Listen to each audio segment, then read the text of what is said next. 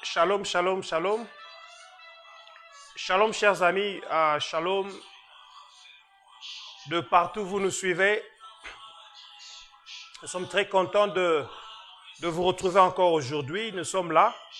Commençons à partager. Partageons le live d'aujourd'hui, le direct d'aujourd'hui.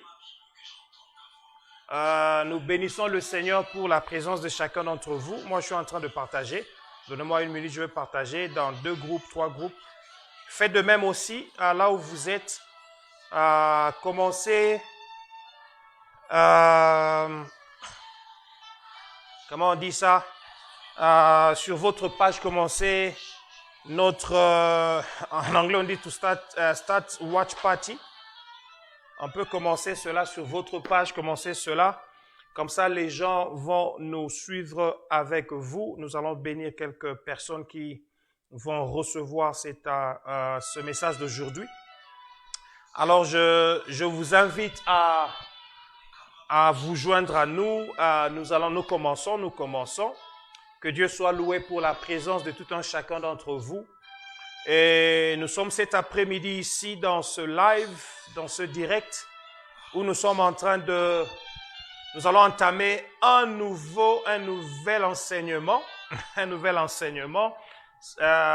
avons terminé les priorités dans la vie chrétienne. Nous sommes contents. Nous avons marché avec vous pendant 12 samedis. C'était 3 mois durant. Nous avons parlé des priorités dans la vie chrétienne. Je vous annonce que le livre avance très bien. Nous évoluons très bien avec les écrits. Ce week-end, nous sommes très bien avancés. Nous avons bien avancé. Presque tous les chapitres sont déjà écrits. Nous sommes en train de faire le toilettage. Et donc, septembre, deuxième moitié de septembre, vous aurez votre livre. La version française d'abord. Et j'espère que la version anglaise va sortir 1 mois après, donc au mois d'octobre. Et je prie le Seigneur que les frontières soient ouvertes pour que je prenne un rendez-vous avec les francophones afin d'aller présenter les livres dans un pays francophone, à Kinshasa ou un autre pays francophone où les frontières me seront ouvertes. Donc je parle d'un pays francophone. soit en Afrique ou en Europe ou n'importe où dans le monde, mais pays francophone, je vais présenter la version francophone sur les priorités dans la vie chrétienne. La couverture va vous être déjà présentée à partir du mois de septembre, le 1er septembre, sur nos réseaux sociaux. Vous allez voir la couverture sur les premières choses en premier, les priorités dans la vie chrétienne. Que Dieu bénisse toute personne qui se joint à nous déjà.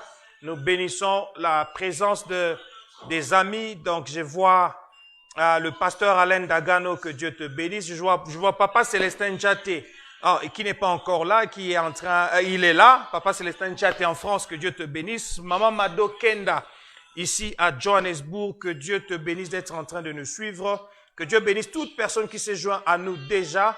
Que Dieu vous bénisse. Nous allons prier pour commencer les enseignements d'aujourd'hui. Je vais introduire sur un sujet très important. Je suis moi-même déjà excité. Je suis dans la joie de partager avec vous ce message d'aujourd'hui. Et ça va être avec vous comme ceci, je crois, pour 8 à 10 samedis où je vais parler de ce sujet. Je vais vous parler de 4D sur le chemin du succès. Je sais, la fois passée, je vous parlais de 3D, mais le Seigneur m'a amené à 4D. Et une bonne nouvelle, j'ai une bonne nouvelle pour vous. Ceci va constituer mon 3e livre qui va paraître au mois d'avril 2021. Le 3e livre au mois d'avril 2021, la semaine pascale 2021, je vous sors le livre intitulé « Les 4D sur le chemin du succès ». Les 4D, dont je parle de désir, décision, détermination et discipline. Les 4D sur le chemin du succès. Donc ça, c'est notre 3e livre qui va paraître au mois d'avril 2021. Je suis très excité. Nous allons prier pour les enseignements d'aujourd'hui. Je vais introduire et puis en 30-45 minutes pour vous donner le goût de ce qui va être les prochains 8 samedis. Nous prions. Dieu Tout-Puissant, Dieu de grâce, nous te bénissons pour ces instants. Nous te rendons grâce pour ces moments. Nous allons partager ta parole. Sois avec nous au nom de Jésus-Christ. Amen. Merci beaucoup à toute personne qui nous avez souhaité bon anniversaire. Hier, c'était mon anniversaire, le 21 août 1973. C'est le jour où je suis né, 1973. Donc hier, par la grâce du Seigneur, j'ai totalisé 47 ans. Voilà pourquoi vous voyez ma barbe commencer à devenir blanche, mes cheveux devenir blancs. Donc, je ne suis pas de la pluie d'hier. Le Seigneur nous a donné des années et nous sommes en train de bénir le Seigneur pour cela. Merci pour vos appels, vos SMS, merci pour vos cadeaux et merci pour tous ceux qui sont vous n'êtes pas en retard, les cadeaux peuvent continuer à venir. De partout, ils peuvent venir, de la France, de l'Europe, de l'Afrique du Sud et de partout. Que Dieu vous bénisse. Merci beaucoup, nous sommes en famille, nous en parlons comme cela. Donc, je vais vous introduire aujourd'hui. Je voudrais vous amener, vous et moi, nous voulons entrer dans l'art et la science de la réalisation de nos objectifs.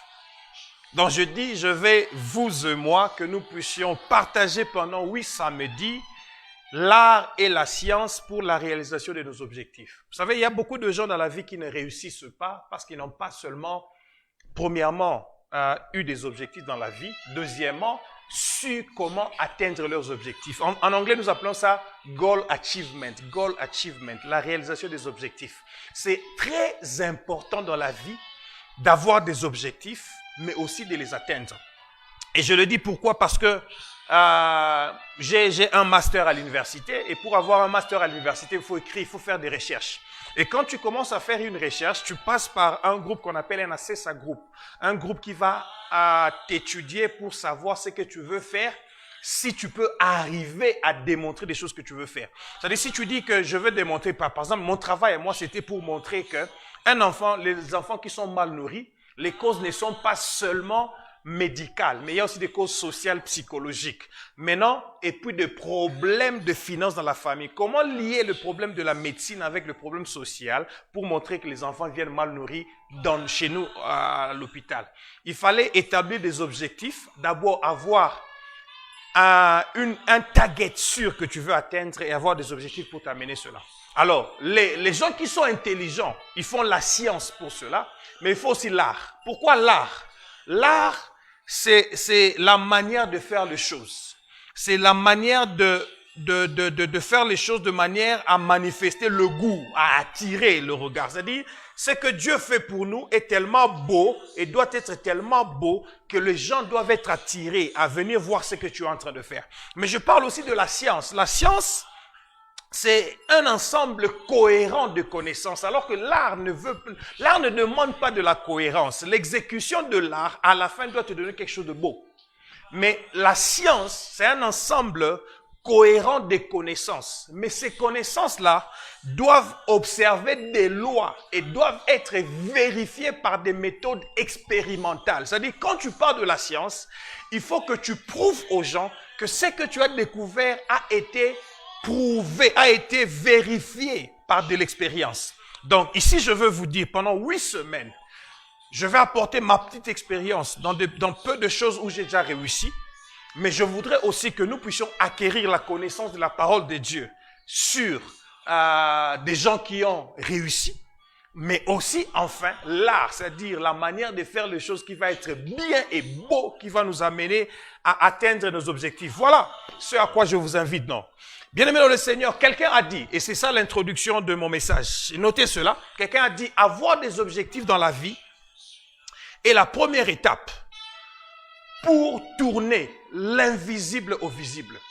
Avoir des objectifs clairs dans la vie est la première étape pour changer l'invisible au visible. C'est-à-dire, tu as dans ta pensée des choses que tu veux atteindre, c'est encore invisible. Mais pour atteindre cela, il faut avoir des objectifs clairs. Quand je vis comme ceci, je dis, je veux atteindre le succès dans mon ministère. Je veux réussir à gagner des âmes pour le Seigneur. Je veux réussir à établir une église de 1000 membres là où je suis. Ça, c'est un objectif qui est clair. Maintenant, quand tu as des objectifs clairs, ce monsieur dit, c'est la première étape pour maintenant tourner ce qui est invisible à ce qui est visible. C'est-à-dire, ces objectifs clairs vont te mettre à commencer à travailler pour arriver à atteindre cela. Alors moi, j'ai ajouté en disant, avoir des objectifs clairs dans la vie est la première étape pour tourner ce qui est inaccessible à l'accessible. Il y a des choses que tu regardes aujourd'hui qui sont inaccessibles pour toi. Mais dès que si seulement tu peux avoir des objectifs clairs, c'est-à-dire les objectifs clairs vont faire de toi que les choses qui ne sont pas encore accédées, tu y accèdes par le fait que tu as des objectifs. Pourquoi? Parce que les objectifs vont t'amener à désirer.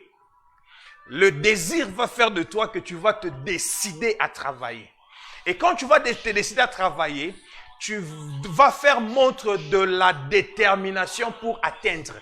Et quand tu auras atteint, tu auras besoin de la discipline pour te maintenir dans le succès où tu es entré.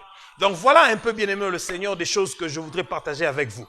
Alors, toujours dans mon introduction, j'ai regardé, j'ai vu que tu n'as toujours pas à savoir comment tu vas atteindre ce point-là. Mais tu as toujours besoin de savoir où tu veux aller. Aïe, aïe, aïe, aïe. Je veux dire à quelqu'un ceci.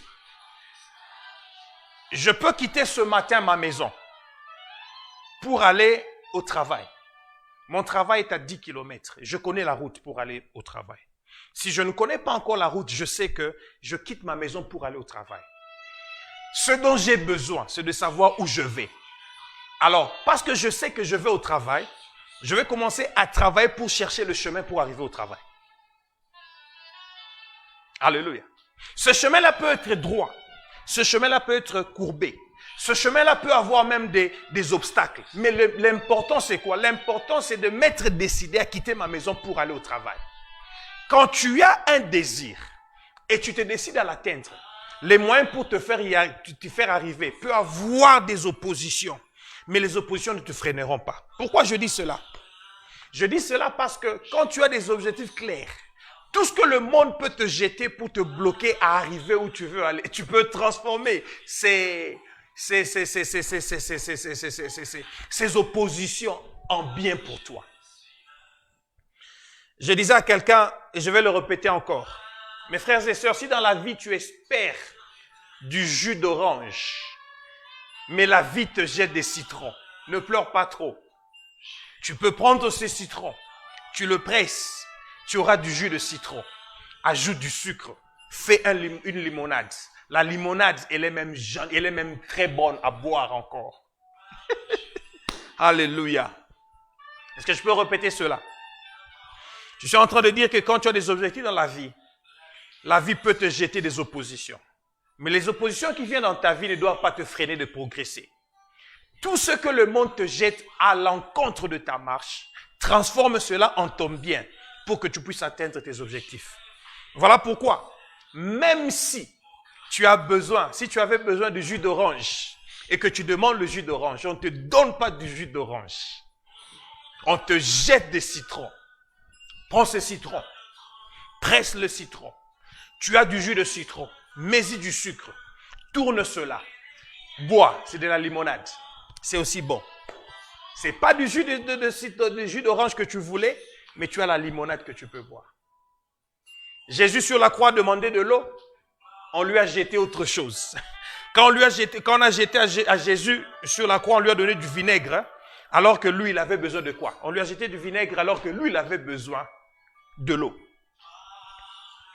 Ah, j'ai suivi un homme de Dieu qui a dit, mais quand on l'a percé, on a trouvé que l'eau est sortie de lui. Donc même quand il leur demandait de l'eau, il y avait de l'eau en lui. Donc ne négligez pas les gens, ne négligez pas les personnes avec ce qu'ils sont et ce qu'elles ont. Il y a des choses qui sont en nous, que vous ne voyez pas encore, que vous ne devez pas négliger de nous.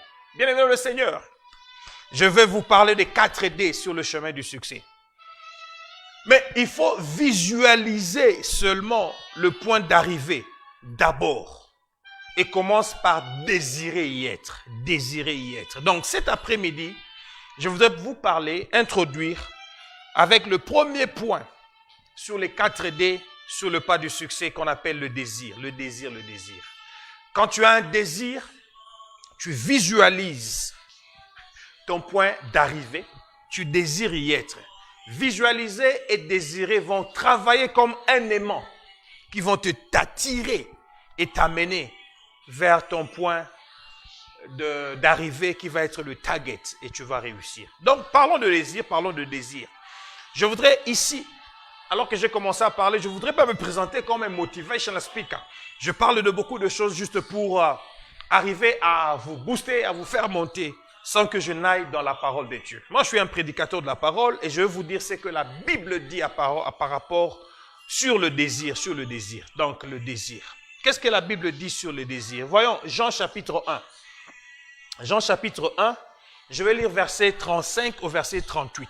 La Bible dit le lendemain, Jésus était encore là avec 2 de ses disciples et ayant regardé Jésus passer, Jésus qui passait, il dit, si ça c'est Jean-Baptiste qui dit, voilà l'agneau de Dieu. Jean-Baptiste dit à ses disciples, voilà l'agneau de Dieu.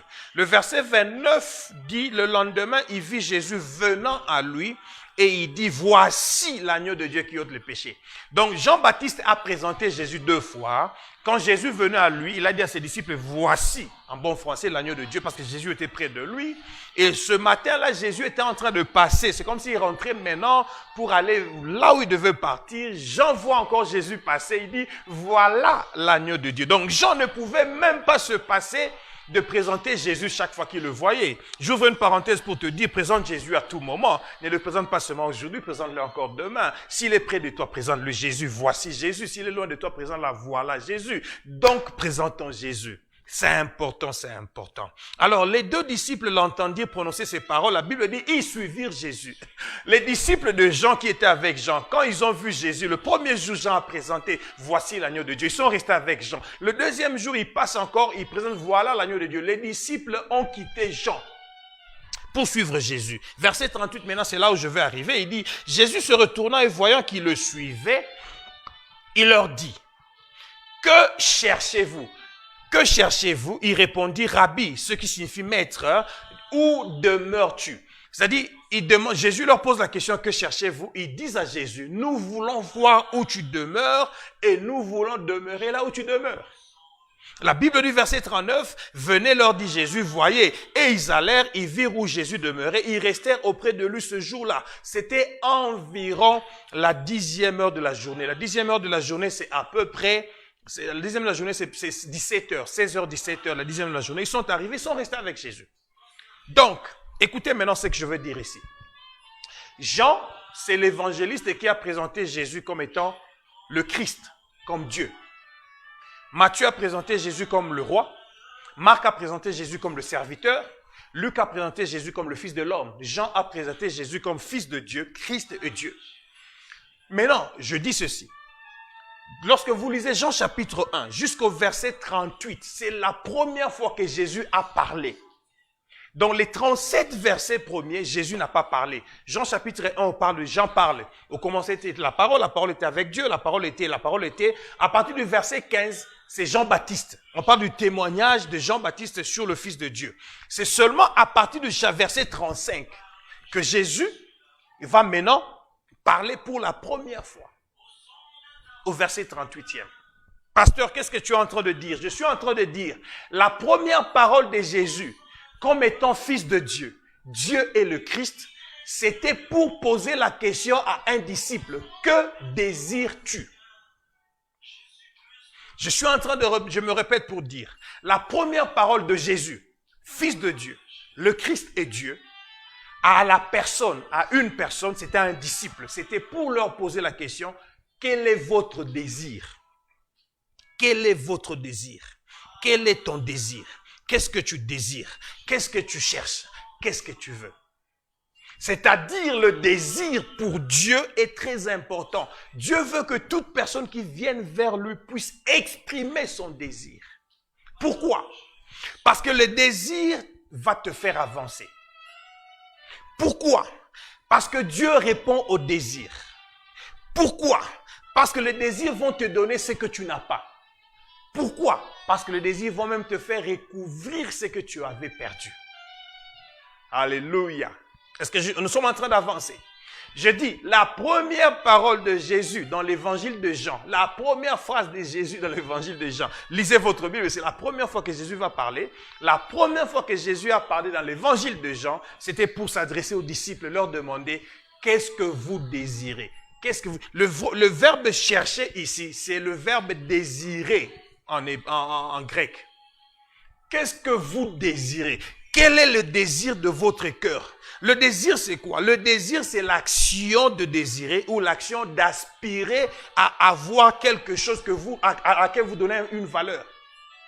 Le désir, c'est l'action d'aspirer à avoir ou à obtenir quelque chose à laquelle vous donnez une valeur.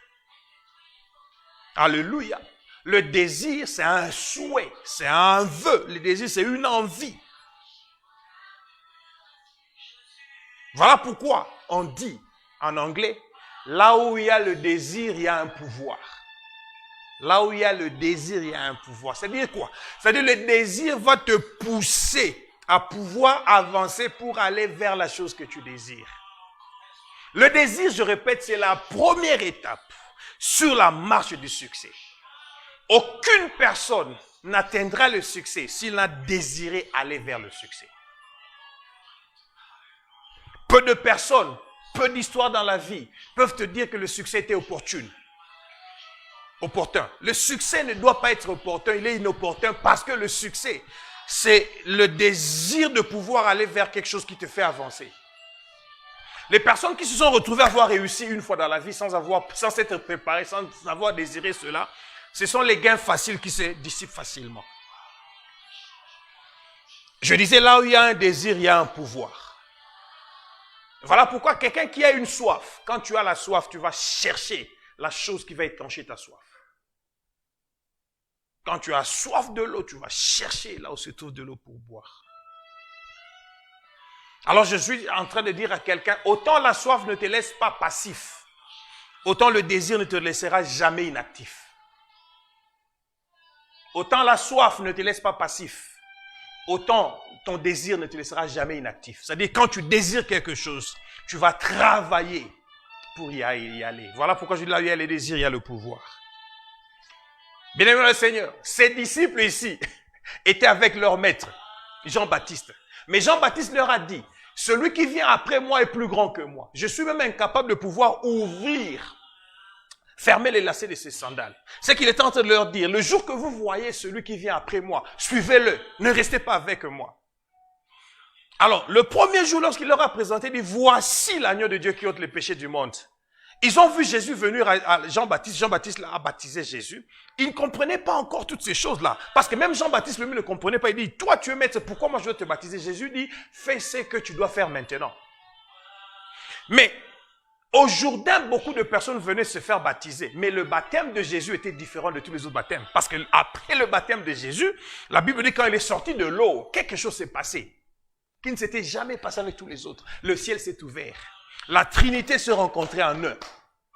La Bible dit, le Père a parlé au ciel.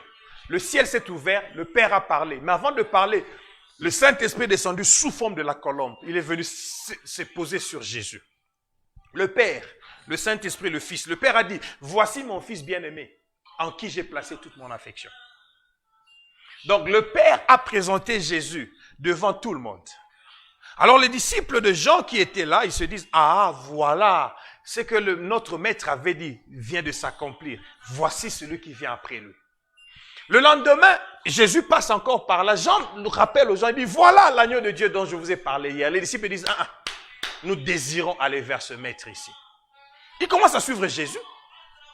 Jésus ne les avait pas invités. Jésus ne les avait pas appelés. Ils ont commencé à suivre Jésus. La Bible dit Jésus se retourna. Il va voir derrière lui. Il y a des gens qui me suivent. Moi, je ne les ai pas appelés. Il leur pose la question. Mais qu'est-ce que vous êtes? Quel est votre désir? Première question de Jésus vers ses disciples. Si tu es disciple de Jésus, et je te parle à toi maintenant, présente à Jésus ton désir. C'est pourquoi je t'ai donné 4 raisons. Pourquoi présenter tes désirs à Jésus? Premièrement, parce que Jésus répond aux désirs. Deuxièmement, parce que les désirs nous font avancer. Troisièmement, parce que les désirs nous donnent ce que nous n'avons pas. Et quatrièmement, les désirs nous permettent même de recouvrer ce que nous avions perdu. Allons-y maintenant. Je vais vous amener dans une histoire très importante. Marc chapitre 10. Vous connaissez l'histoire, c'est l'histoire de Bartimée. Marc chapitre 10. Je parle de ce que la Bible dit sur le désir. Marc chapitre 10, à partir du verset 46. La Bible parle de Bartimée. Marc chapitre 10, à partir du verset 46, j'y suis. La Bible dit ceci. Ils arrivèrent à Jéricho. Et lorsque Jésus en sortit avec ses disciples, même les disciples qu'il avait suivis, Jésus a maintenant 12 disciples, il marche avec eux. Tous sont venus vers Jésus parce qu'ils ont désiré être avec Jésus. Ils ont voulu demeurer là où Jésus demeurait. Jésus les a pris. Parce que ton désir va, Dieu répond au désir. Ils ont désiré rester avec Jésus, ils sont restés avec Jésus. Ils ont commencé à marcher avec Jésus. Ils sont maintenant reconnus comme disciples de Jésus parce que les désirs te feront avancer. La Bible dit, une assez grande foule suivait Jésus. Et le fils de Timée, qui s'appelle Bartimée, mendiant aveugle, était assis au bord du chemin. Écoutez-moi, je vais vous dire. Bartimée, son nom veut dire fils de Timée. Timée veut dire honorable. Donc Bartimée veut dire fils de l'honorable. Fils de l'honorable. Le nom Bartimée veut dire fils de l'honorable. Mais malgré son nom, il était qui? Mendiant aveugle. Vous vous rappelez dans nos enseignements sur les priorités dans la vie chrétienne, lorsque j'ai parlé du royaume de Dieu et que j'ai parlé du deuxième point, je parlais de faire de l'expansion du royaume de Dieu notre priorité. La 4e raison pourquoi nous devons répandre l'évangile, 4e raison, pour rendre utile des personnes qui sont inutiles. Et j'avais dit ceci. S'appeler Onésime. Mais quand tu n'as pas Jésus, tu es toujours inutile. Tu peux t'appeler innocent. Sans Jésus, tu es toujours coupable. Tu peux t'appeler honorable. Sans Jésus, tu es déshonorable. Donc, il s'appelait fils de l'honorable, mais il était mendiant aveugle parce qu'il n'avait pas Jésus. Alors, c'était une parenthèse. Il a entendu que c'était Jésus de Nazareth. Il se mit à crier, « Fils de David, Jésus, aie pitié de moi. » Ça, c'est le désir de son cœur. « Jésus, j'ai besoin que tu aies pitié de moi. » Vous savez, 2 fois, nos désirs ne sont pas clairs.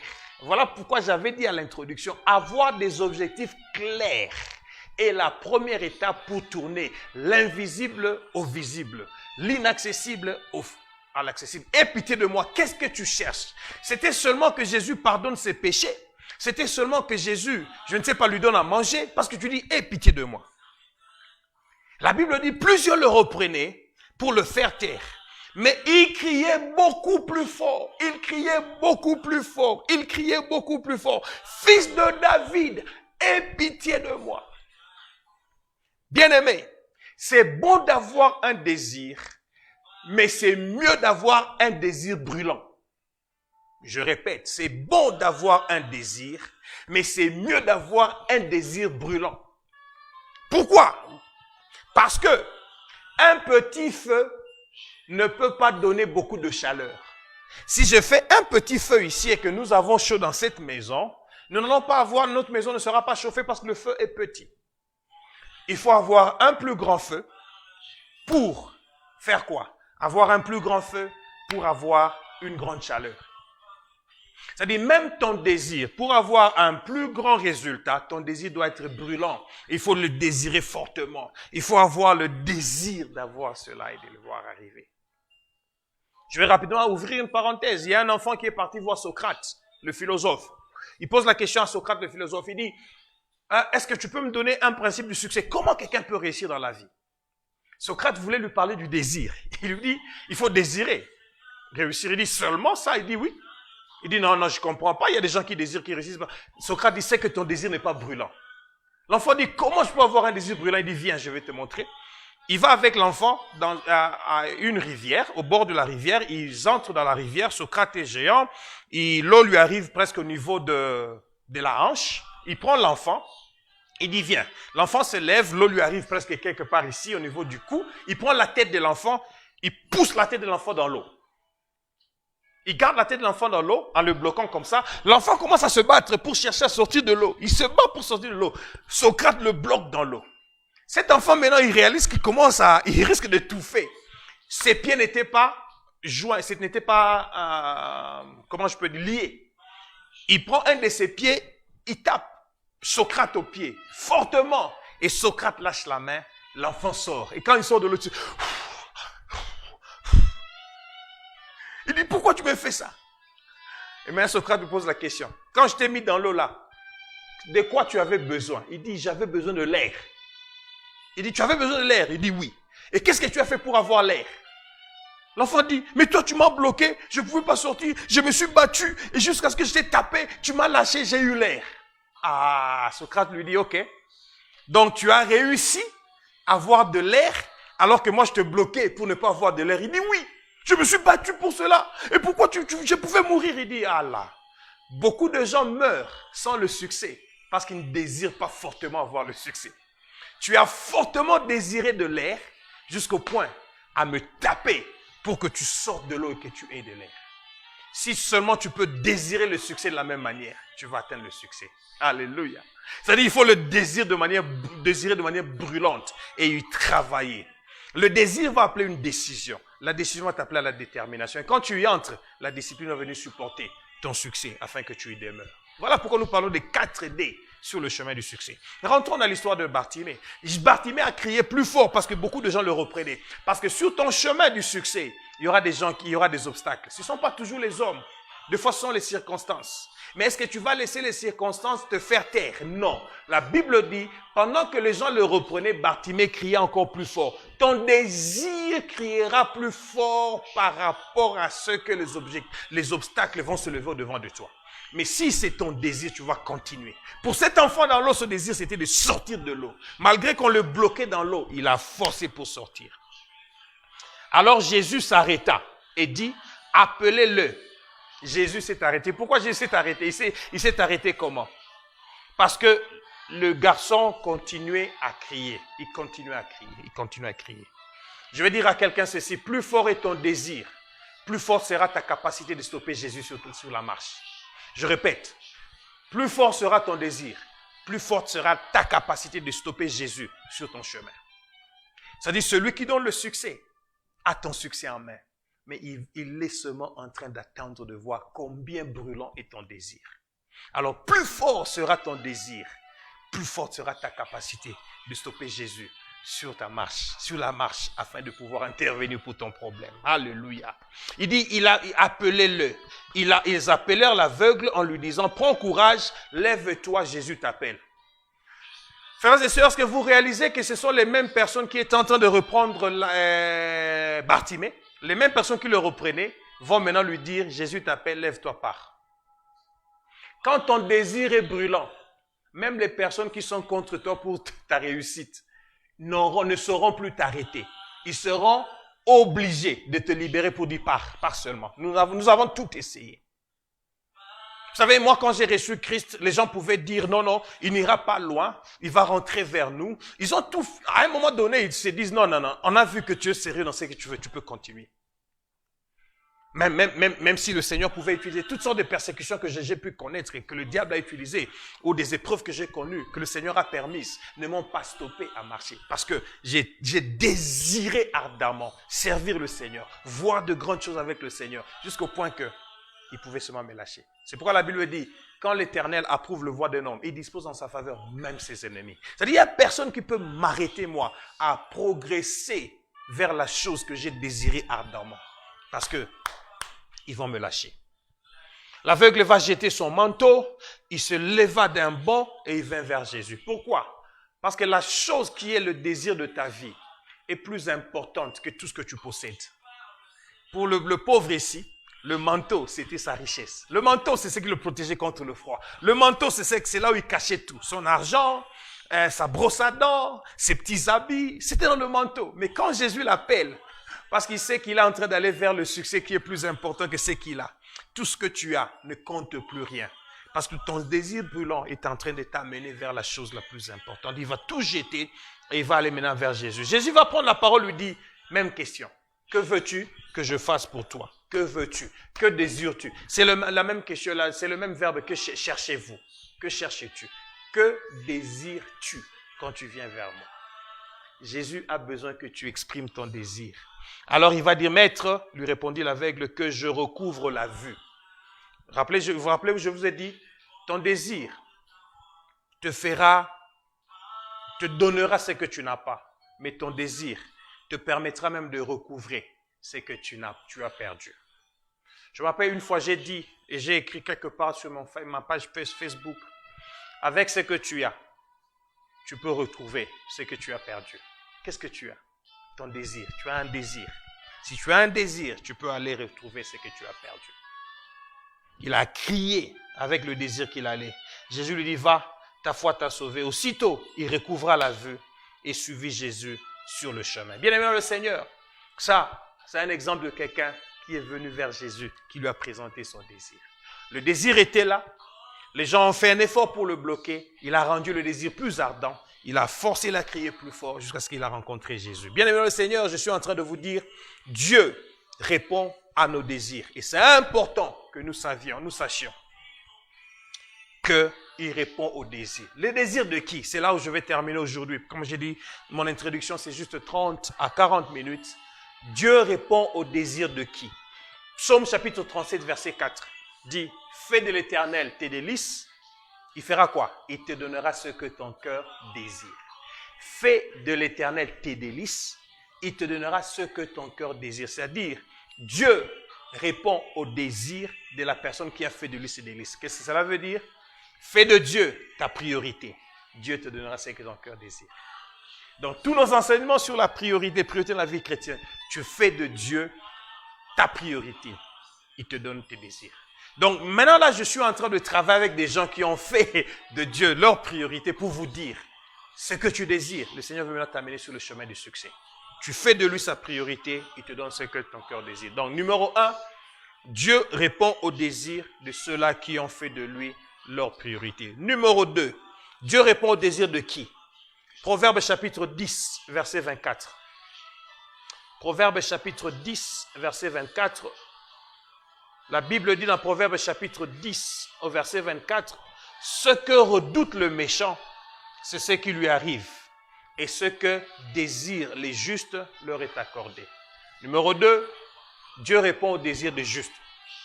Numéro 1, de ceux qui ont fait de lui sa priorité. Numéro 2, des justes. Dieu répond au désir des justes. Il répond au désir des justes. Dieu répond au désir des justes. Proverbe chapitre 10, verset 24. Qui sont les justes? Les justes sont ceux-là qui ont donné leur cœur à Jésus-Christ. C'est-à-dire, c'est la justice de la position. Tu es en position en Christ. La Bible dit, du riche qu'il était, il s'est fait pauvre afin de nous enrichir. Et la Bible dit, il s'est fait pécher afin de faire de nous justice de Dieu. Nous sommes justes parce que nous sommes en Christ. Donc, ceux qui sont justes, Dieu répond à leur désir. Numéro 3, number 3, de qui Jésus répond, de qui Dieu répond au désir de qui? Jérémie chapitre 29, verset 13. Jérémie chapitre 29, verset 13. La Bible dit, Jérémie chapitre 29, verset 13, « Vous me chercherez, vous me trouverez, si vous me cherchez de tout votre cœur. » Rappelez-vous le verbe chercher, si vous me désirez de tout votre cœur.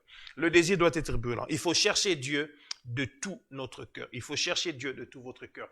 Quand Dieu répond au désir de ceux qui le cherchent de tout leur cœur, qui le cherchent de façon brûlante. C'est-à-dire, tu dois montrer que tu veux vraiment chercher Dieu. Cherche Dieu de tous les moyens. Cherchez Dieu le matin, cherchez-le la nuit, cherchez-le la journée, cherchez Dieu au travail, cherchez Dieu pendant que tu conduis, cherchez Dieu dans ta voiture, cherchez Dieu dans ta maison. C'est-à-dire, prie-le quand tu peux prier, cherche-le même quand tu ne peux pas prier. Même lorsque ton corps ne veut pas prier, prie encore. Mon ami William Bonda disait, même si je ne sens pas que je vais prier, je te prierai encore, Seigneur, même si mon corps est fatigué. Verset 12, il dit, vous m'invoquerez et vous partirez. Vous me prierez et je vous exaucerai. Mais comment? Vous me chercherez et vous me trouverez si vous me cherchez de tout votre cœur. Je disais, il faut le chercher de manière à vraiment montrer que vous voulez cela, vous le désirez de tout votre cœur. Quatrièmement, et nous allons terminer là-bas, Dieu répond au désir de cri. Il répond au désir de cri de qui? Psaume 145. Psaume 145, versets 18 à 19, la Bible dit ceci, Psaume 145, le verset 18 à 19, Psaume 145, verset 18 à 19, la Bible dit, l'Éternel est près de tous ceux qui l'invoquent, avec sincérité. Écoutez verset 19, il accomplit les désirs de ceux qui le craignent. Il entend leurs cris, il les sauve. Dieu répond aux désirs de ceux qui le craignent. La crainte de Dieu. La crainte de Dieu. Ceux qui craignent Dieu, Dieu répond à leurs désirs. Bien-aimés le Seigneur, je vous ai dit, je vous ai donné 4 éléments, 4 points de ce que le désir peut faire dans votre vie. Et je vous ai donné maintenant 4 éléments de ceux à qui Dieu veut répondre à leurs désirs. Fais de Dieu tes délices, donc fais de lui ta priorité, il répondra à tes désirs. Numéro 2, sois juste, c'est-à-dire en Christ, dans la position de Christ, il répondra à tes désirs. Numéro 3, il dit, crains Dieu. Sois dans la crainte du Seigneur et répondant à tes désirs. Et numéro 4, sois celui qui le désire de tout cœur, et tu verras le Seigneur répondre à tes désirs. En conclusion, je voudrais lire pour vous le verset que j'ai mentionné, Psaume chapitre 37, verset 5, 4. Je vais lire le verset 3, verset 4 et ce sera ma conclusion. Je disais, il faut exprimer ton désir. C'est-à-dire, il faut prier pour dire à Dieu ce que tu veux. Je voudrais prier avec quelqu'un ici pendant 2 minutes. Pour que ton désir puisse être accordé. Psaume 37, versets 3 à 4 dit, confie-toi en l'Éternel, pratique le bien, et le pays pour demeure, et la fidélité pour pâture. Verset 4, fais de l'Éternel tes délices, et il te donnera ce que ton cœur désire. Verset 5, recommande ton sort à l'Éternel, mets en lui ta confiance, et il agira. Pourquoi j'ai lu les 3 versets? Vous allez voir qu'il y a un verset qui parle de quoi? De la crainte de Dieu et de la fidélité à Dieu. La fidélité ou la loyauté. Je suis en train d'enseigner ces derniers temps, dimanche à l'église, sur la loyauté. On parle de la crainte de Dieu et de la loyauté.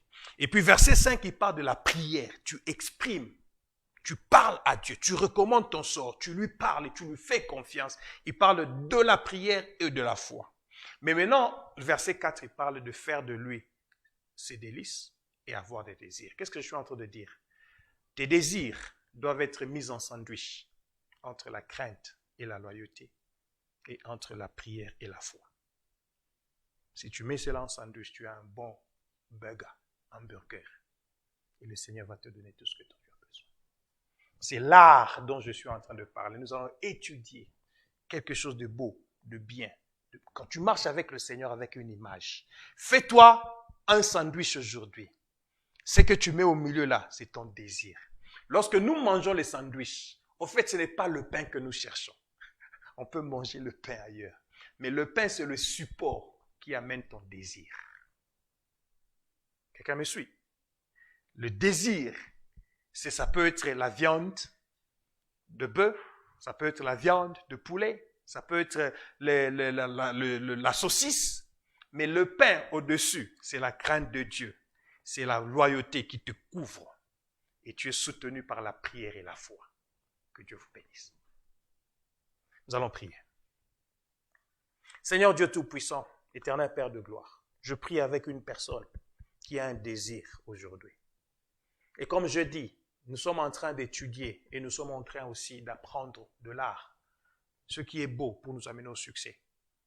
Quelqu'un a un désir, mais comme nous avons dit, ce désir-là ne peut être couvert que par la crainte de Dieu et la loyauté.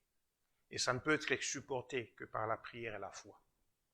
Jamais le désir de mon frère, le désir de ma sœur, mais non, dans la prière, avec foi. Et je prie, Seigneur, que la crainte du Seigneur, la protection de Christ, parce qu'il a donné sa vie à Jésus, puisse amener à pouvoir déguster le désir de sa vie au nom de Jésus. Je prie que ce qu'il désire, c'est qu'elle désire maintenant, qu'elle puisse commencer à le voir, se réaliser dans sa vie. Au nom de Jésus-Christ, nous avons ainsi prié. Amen. Que Dieu vous bénisse. On se retrouve samedi prochain pour parler du désir toujours. Bye bye.